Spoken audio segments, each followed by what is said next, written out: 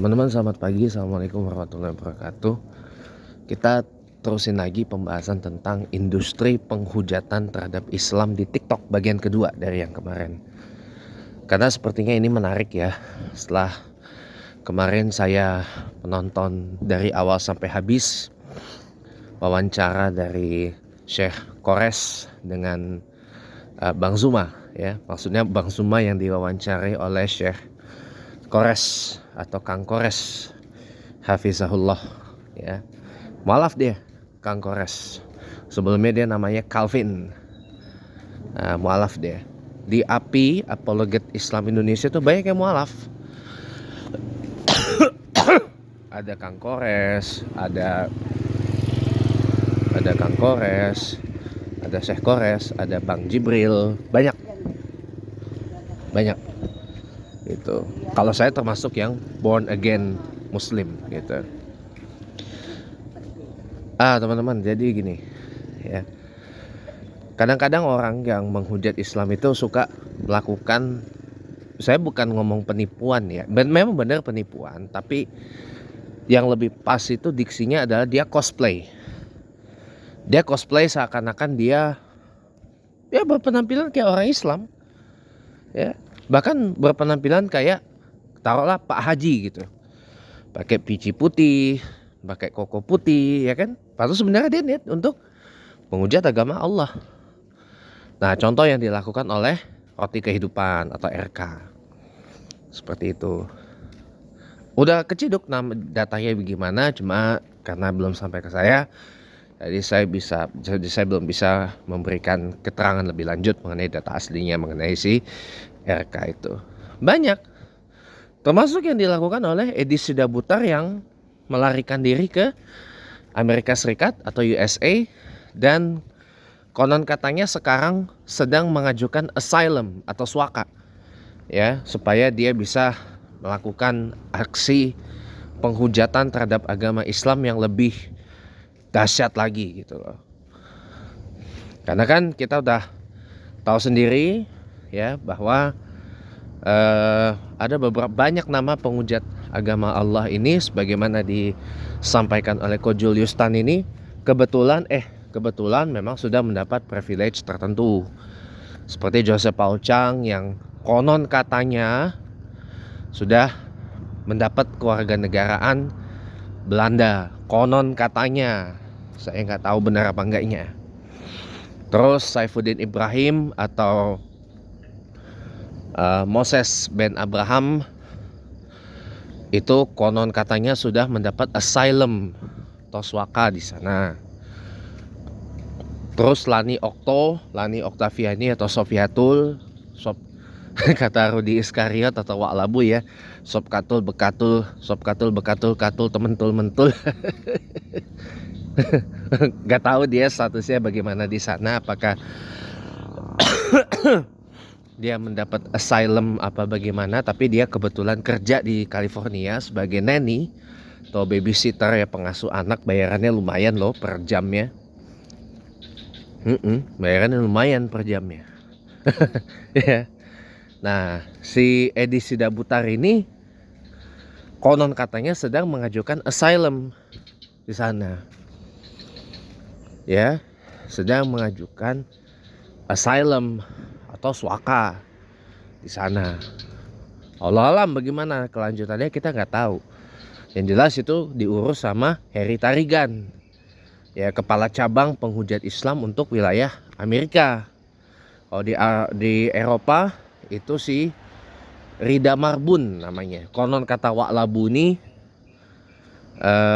si Rida Marbun ini kerjaannya ya, mohon maaf ya teman-teman ya, gak tahu benar apa enggaknya, karena kata Wak Labu atau Rudi Yohanes ini dia kerjanya, maaf ya, germo internasional, atau bahasa yang lebih kasarnya lagi lonte gitu. Gak tahu benar apa enggaknya ya, saya nggak tahu ya, saya nggak tahu ya, karena omongannya Rudi Yohanes yang juga penghujat Islam ini nggak bisa sepenuhnya dipercaya gitu. Takutnya nanti malah malah bagaimana-gimana gitu. Ya. Nah itu banyak tuh diurus sama dia. Jadi memang mereka ini ada sindikatnya, ada bisnisnya. Makanya saya bilang ini berkembang menjadi sebuah industri. Ya, you hujat agama Islam, nanti itu dapat duit dari donatur yang asalnya dari orang yang nggak suka Islam juga. Gitu. Karena mereka tahu. Karena mereka tahu orang Islam di Indonesia ini saya boleh nggak katakan nggak kompak, kepecah-pecah menjadi beberapa kelompok, ya nggak kompak, nggak saling bersatu gitu loh. Rata-rata orang masih lihat kanan kiri depan belakang, simple, sederhana aja gitu loh. Itu yang saya rasakan, itu yang saya alami, dan itu yang saya amati sedekat inilah, bukan sejauh ini, sedekat ini gitu loh. Nah jadi mereka bisa tuh melakukan upaya-upaya seperti itu. Upaya-upaya seperti itu apakah? Upaya untuk memurtadkan, ibaratnya untuk menjemput domba yang baru. Ya, kalau bahasa kita memurtadkan. Makanya mereka melakukan penghujatan begitu luar biasa supaya harapannya banyak orang yang murtad. Dan ini sudah berlangsung dari tahun 2000, teman-teman. Saya kan berkali-kali bilang, ini inisiatornya adalah James Riyadi, Lipo. Ya. Dan gereja evangelis, gereja evangelical Indonesia, gereja evangelical di Indonesia. Udah dari tahun 2000-an, udah dari tahun 2000. Cuma karena adanya internet, adanya media sosial, ini jadi makin kenceng. Kalau yang dulu upayanya door to door, bahkan di pinggir jalan dan sebagainya. Kalau dulu upayanya door to door, di pinggir jalan dan sebagainya, dan datang dengan beberapa bingkisan, katakanlah begitu, dulu ya. Kalau sekarang di medsos. Kalau sekarang di medsos. Melalui apa? Macam-macam. Facebook, ya, YouTube, sekarang TikTok, ya. Macam-macam metodenya. Itu. Jadi kalau saya boleh bilang, ya, memang ini adalah sebuah industri yang berbahaya sebenarnya. Tapi lagi-lagi teman-teman, kenapa ini dibiarkan? Kenapa tidak ditindak secara, walaupun kita udah menyimak bagaimana Rudi Simamora ditindak secara tegas ya, karena umpatannya itu, ya karena memang satu, dilaporin oleh banyak orang. Yang kedua, mesti diviralin dulu. Tapi percuma juga, walaupun Agatha dan Edwin Huta Barat, Metatron, juga diviralin dan sudah dilaporkan ke polisi, kenapa nggak ditindaklanjuti? Kenapa nggak ditindaklanjuti? Karena polisi juga milik kasus. Parcok ini juga milik kasus. Milik kasus mereka ini. Kalau mereka lihat siapa pelakunya ini di backing oleh donatur yang gede kayak Agatha sama Metatron, Edwin Huta Barat ini, nggak berani mereka. Kenapa? Karena backingannya gede, backingannya kenceng. Sekarang lihat, Edwin Huta Barat, Metatron sudah lari ke Belanda. Tapi dia meninggalkan keluarganya di Surabaya, Jawa Timur. Data istri dan anaknya beserta alamatnya terungkap semua. Agatha saya nggak tahu. Gitu. Jadi memang kenapa ini dibiarkan? Kenapa ini dibiarkan? Ya karena memang, mohon maaf ya, selain karena secara de facto Indonesia ini adalah sebuah negara yang sekuler sebenarnya. Sebenarnya negara sekuler ya. Alasan tidak dilakukan penindakan terhadap para penghujat agama Islam ini ya karena apa ya? Saya boleh nggak bicara sesuatu fakta yang amat pahit ya. Namanya parcok atau polisi, dia punya faksi. Ada faksi yang mohon maaf nih, faksi yang bener-bener dia ini ngebela agama Islam banget, kayak Napoleon Bonaparte itu, Komjen Napoleon Bonaparte yang sudah purnawirawan itu. Saya harus beritahu ini kepada Anda, teman-teman. Ada faksi di Polri atau polisi yang seperti itu, ada, teman-teman, ada. Tapi ada juga faksi yang gak peduli akan begituan, ibaratnya bodo amat lah. Nah kalau faksi ini yang biasanya mereka dikasih duit. Inilah yang kemudian menjadi cikal bakal faksi pro orang yang berduit, pro pejabat, pro elit, pro pengusaha dan sebagainya. Tapi ada juga faksi yang memang oten banget. Nah ini faksi yang dipimpin oleh Kapolri sendiri, Listio Sigit, yang dia Kristen. Gitu teman-teman. Anda harus tahu ini. Itulah makanya kenapa tidak dilakukan penindakan terhadap para penghujat agama Islam ini. Karena sekarang Anda tahu sendiri. Anda tahu sendiri kan, Parcok atau polisi sendiri ada banyak faksinya. Dan ketua Parcok ya, itu juga orang oten, orang Kristen. Kenapa? Ya karena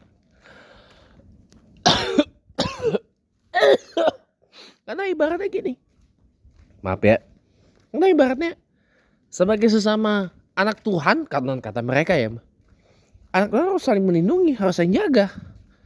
Tak boleh sesama anak Tuhan sama gembala bapak saling tikam menikam, saling baku hantam segala macam. Gak boleh, gak boleh. Itu harus saling menjaga, saling melindungi sebagai sesama anak Tuhan. Ya saya bilang, anak Tuhan dari mana?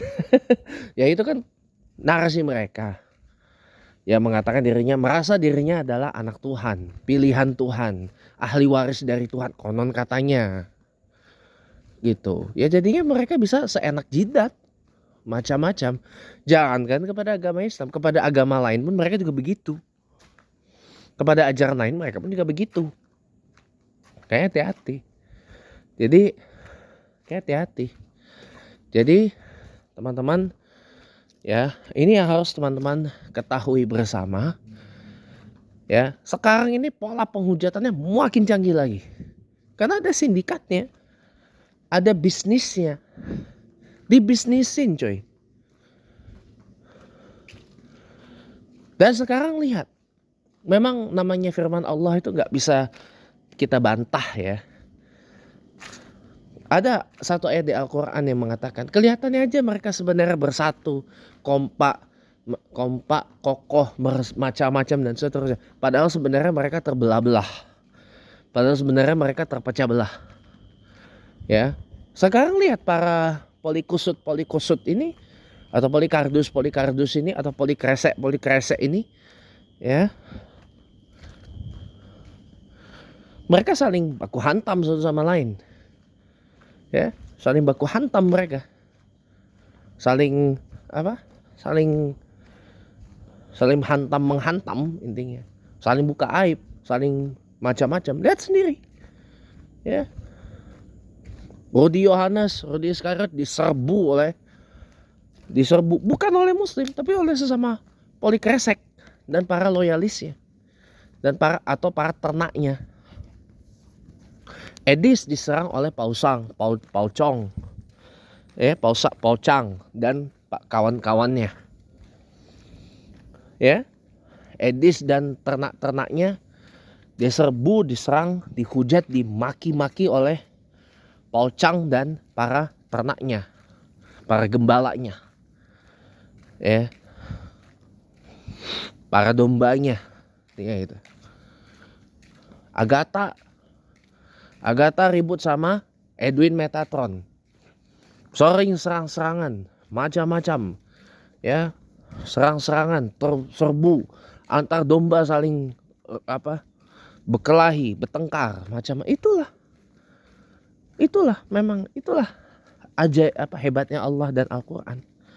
Sudah diperkirakan kelihatannya mereka ini kuat, bersatu, kokoh, macam-macam dan sebagainya. Padahal sebenarnya mereka terbelah-belah. Ya. Dan pasti Allah akan balas perbuatan mereka dengan yang lebih pahit lagi. Lihat Rudi Yohanes. Kasus Rudi Yohanes terseret kasus penipuan donasi. Gak tahu akan dipidanakan apa gimana, gak tahu saya. Daud Kendek, Pak Bom Bom surut sekarang, gak laku. Paul Chang mulai kata Julius Tan gak laku, udah sepi, cuma tinggal para ternaknya doang. Ya, Edi Sudabutar begitu mau diserbu oleh Bunda si Mila ya, langsung yang dikatakan Paul Chang itu terkencing-kencing. Tapi itu saya juga kritik si Mila gitu. Kalau merasa mau menjarakan dia, katanya keluarganya mau dibiayai. Nah inilah yang bikin Syekh Dio marah sama doi. Saya pun juga sebenarnya kurang setuju. Kenapa saya kurang setuju? Lah katanya si Edis punya 7 miliar. Emang 7 miliar kurang gitu buat biayain si keluarganya? Atau tinggal kontak aja donaturnya? Siapa donaturnya? Macam-macam kan? Atau kontak ya yang bebnya si Lani sop katul bekatul katul tementul mentul itu. Kan itu bebek ya, itu pacarnya. Ya.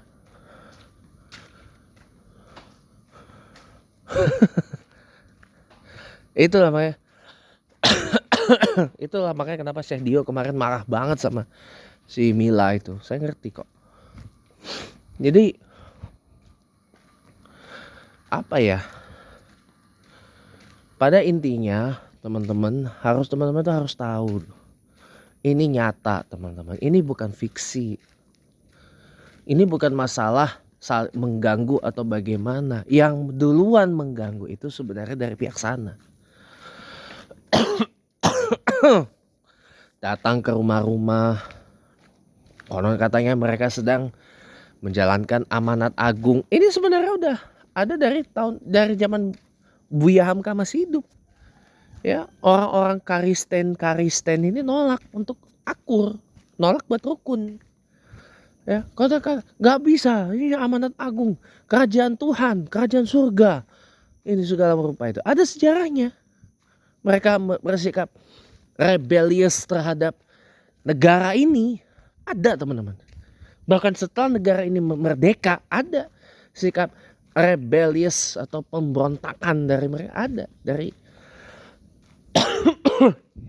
zaman Bung Karno. Dari tahun 60-70-an, dari zaman Bung Karno, dari awal zaman Pak Harto jadi presiden, udah kayak gitu. Nah bagi sekarang zaman reformasi, tambah lagi kayak begitu mereka. Tambah rebellious lagi, tambah ngeberontak lagi. Disuruh pun gak mau. Akibatnya apa? Mereka jadi melaksanakan berbagai cara untuk bagaimana caranya mereka bisa meraih domba-domba yang baru. Ya.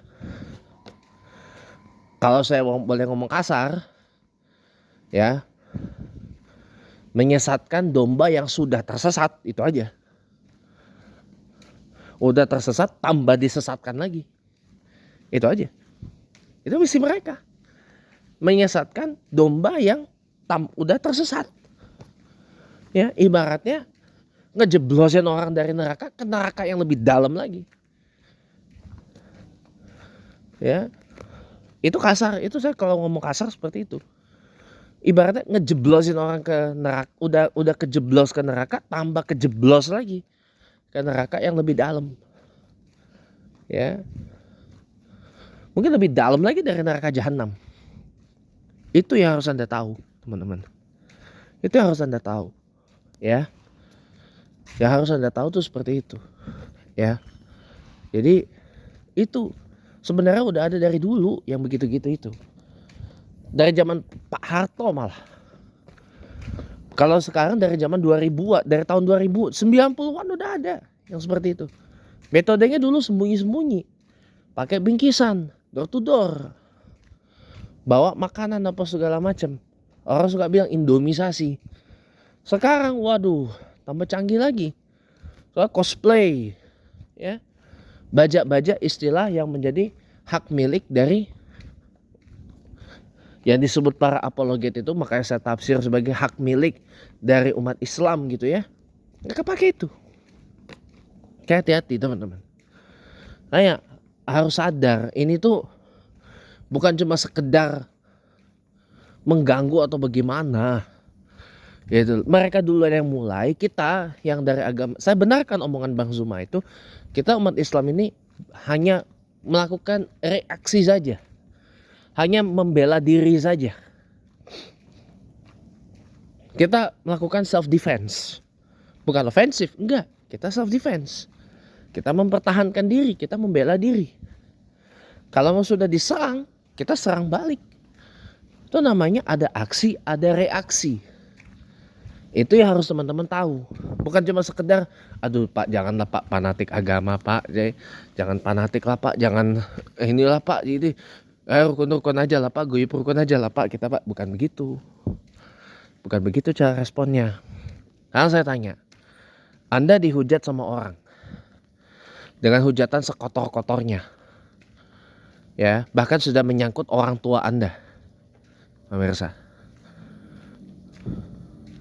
Kalau sudah seret nama orang tua, bahkan ibu yang melahirkan Anda dihujat sama orang, apa yang akan Anda lakukan kalau bukan membela diri, kalau bukan membela marwah ibu Anda yang sudah melahirkan Anda, para pemirsa? Kalau Anda tidak lakukan itu, ya berarti ada yang salah dari diri Anda. Itu aja. Terima kasih ya teman-teman. Wassalamualaikum warahmatullahi wabarakatuh.